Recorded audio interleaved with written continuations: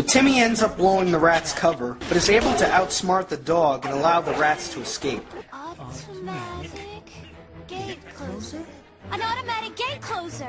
Oh yeah, and apparently Jenny can read. So they take Jenny back to Thorn Valley, where she reveals that she's the daughter of 2 of the lost 6 mice. Even though it should be 9, you stupid writers, who were caught by Dr. Valentine and brought back to NIMH. You've just got to help. I'm afraid you ask too much of us, Miss McBride. But something terrible is about to happen at NIMH. No one knows what it is, but it has something to do with the next full moon. The full moon? The moon is full, the air is still. All of a sudden, I feel a chill. The scene then cuts to these 2 ugly alley cats named Muriel and Floyd, voiced by Andrea Martin and Harvey Korman. Listen to meow, my lovey! And just like all the other characters, they're poorly animated and annoying as hell. And Muriel looks like she was scarfing cat chow beforehand. Too many Kentucky Fried Rats, eh, Muriel? Over my dead body. So the cats are lured into the National Institute of Mental Health.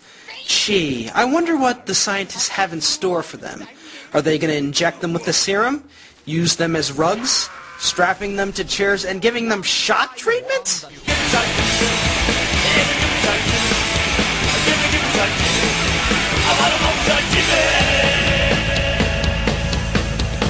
Now hold on just one smegging minute. You're giving shock treatment to cats. Why? Going back to the original film again, yes, the scientists were assholes for kidnapping all the rats, but that's because it was all just part of an experiment they were working on at NIMH to test out the new serum. But here, they're treating NIMH like it's some kind of mad scientist lab, with Dr. Valentine kidnapping random animals and shocking their brains to crap. It just astounds me how freaking inept this movie is. Jonathan never sacrificed himself to save the rats. He died trying to put sleeping powder in Dragon's food. Nicodemus was never a prophet, and they never predicted jack shit about Jonathan's son coming to save the rats from NIMH.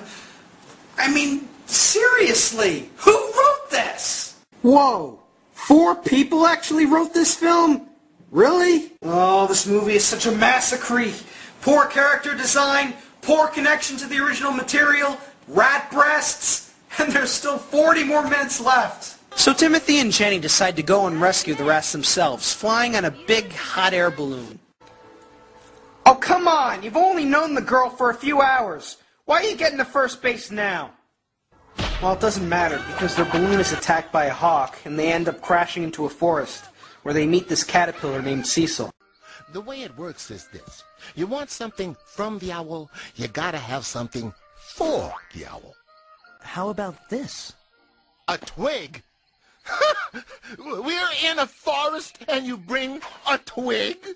What's next? A leaf? Some dirt? Beat it, kid! Go find a nice trap to play Oh, in. hooray! Another annoying new character to add to the film. How exciting. So Cecil leads Timothy and Jenny to the Great Owl's tree. But instead of finding the Great Owl, they find Jeremy. Help me out of this. Hi, Timmy. Remember me? Oh, Jeremy, masquerading as the Great Owl is a big no-no. You should hope he doesn't show up and chop your head off. Oh, I'm sorry. The Great Owl isn't even in this film! So basically, Jeremy and Cecil have come up with this weird scheme, with Jeremy posing as the Great Owl and all the animals in the forest offering them money and jewels in exchange for fortune-telling, I guess. Wow, the only thing missing from this scene is a musical number. Aw, damn it! He'll solve your problems, he'll tell your future. He'll work things out so they're bound to suit you. He'll read your stars and he'll read your mind, and he'll find the way you should go. Take the chance of a lifetime, find out what you should know. A quite sensational, inspirational, magic mysteries show. Oh wow, Beatles much? Fortune telling, a magic spelling, a doubt dispelling, A snake oil selling. conjuration, a celebration. So start the party. Let's go. I am amazed by how bad these songs are. Yes, most of these songs and all the other sequels were bad, but this... Ugh! And the chorus of animals doesn't help either. I mean, look at these guys. They look like hourglasses that have had too many hours to glass. And where do they get all these jewels from anyway? Shouldn't they be giving the great owl food? As for payment, he's elastic. He takes cash or gifts or plastic.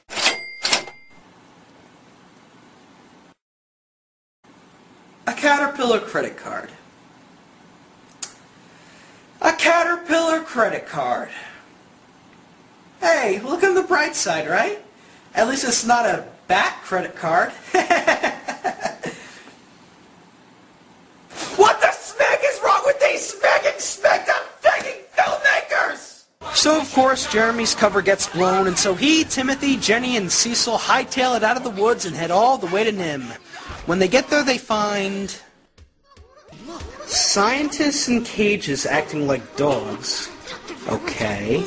Then they also see an army of rats who look like they just had a double pounder with cheese with a side of steroids. Those are the biggest rats I've ever seen in my life. They also find the missing 9-3 mice, as well as Justin and Brutus. But now wait a minute, didn't Mr. A just say it was too risky to go to NIMH to save the rats?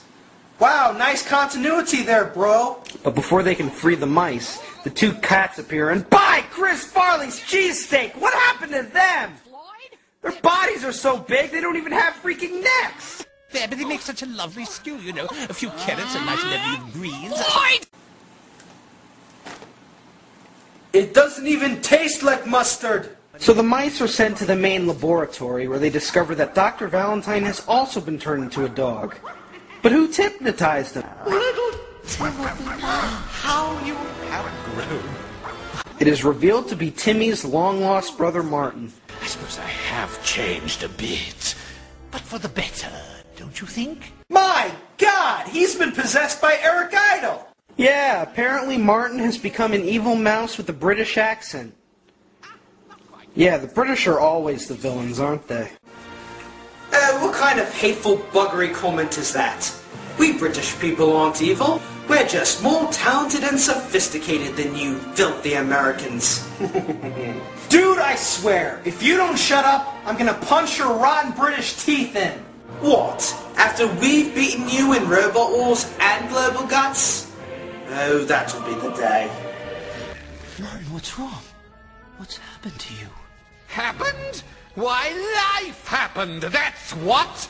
And I made the most of it, don't you think? So bravely bold Sir Martin then sings a crappy song about how Dr. St. Patrick's Day gave him shock treatment, and not only made him evil, but also made him twice as fatter as he was in the opening. That's not how shock treatment works! Shock treatment is meant to give you a spike of energy to relieve you of your depression. It's not meant to turn you into a rat version of Galactus. They all do as I say. No one stands in my way. Everybody here is happy, or I have them slightly altered. I can do as I please. I can change things with ease. Horns or hair or fin or feather. I control the wind and weather. We can rule the world together if you come with me. Butterflies and pretty flowers, sunny skies and superpowers, silver streams and fluffy kitties, laser beams and rubber titties. Did he just say rubber titties? The rubber titties! Oh, this movie has officially given up. I can feel it in my wishbone. Martin asks Timmy to join him in world domination, but Timmy refuses, and Martin locks him in a cage with bars so freaking wide enough he could just squeeze himself through. You're insane! Martin then takes Jenny and tries to give her shock treatment. But with the help of Jeremy and Cecil, Timothy is able to break out of his cage, escape the morbidly obese cats, and rescue Jenny from Martin. Prepare to see animation at its laziest. I mean, look, Jenny isn't even tied up to the damn machine. And yet in the next shot, it actually shows Timothy untying her. Then he throws his key at... No! No, I'm not even joking! He throws the key at her, and for some reason, it just ends up right back in his hand. What, did they forget to add a scene here? Oh, pooh! There, that's for being so evil! Read 'em and weep! And that's for butchering Harley Quinn! So Martin's army buggers off to Burger King as the laboratory suddenly starts burning down. The mice escape, and Timmy carries Martin's fat ass out of the top of the building in a Die Hard 2-esque fashion.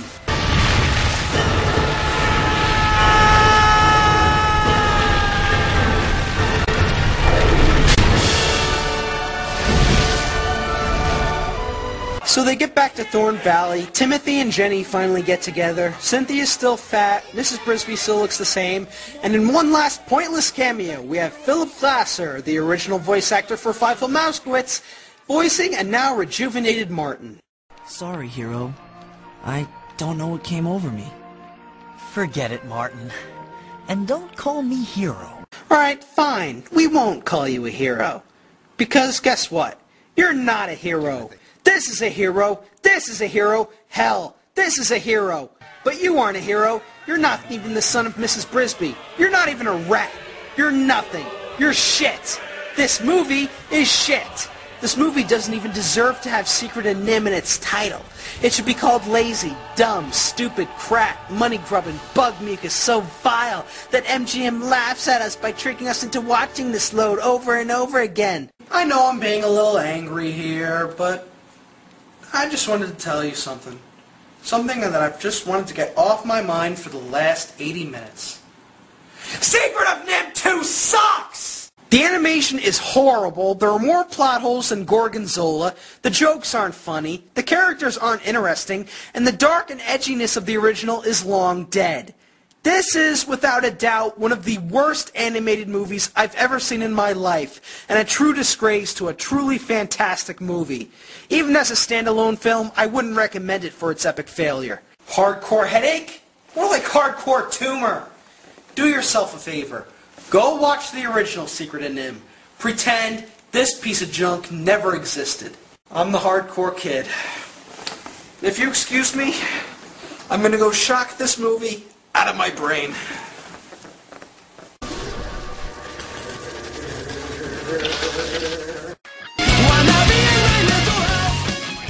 You know, I just thought of something. Could you imagine what the film would be like if Jenny actually became Martin's evil little bitch queen? Shit, shit, shit!